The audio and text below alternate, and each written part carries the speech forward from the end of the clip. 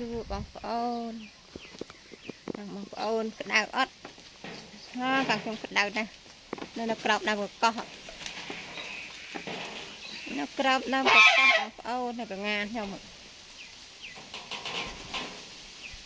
កងានស្រែកឬអត់បង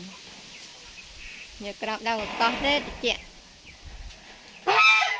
ក្តៅណាស់ពុកកាយក៏បានក្តៅពេកដៅ3 4ថ្ងៃហើយបងប្អូនអត់ភ្លៀងទេខាងខ្ញុំក្តៅណាស់ក្តៅ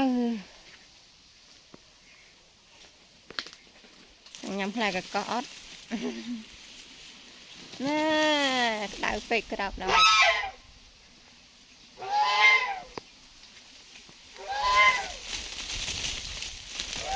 ក្តៅណាស់រត់តែមកក្រាបនៅបកោះនេះ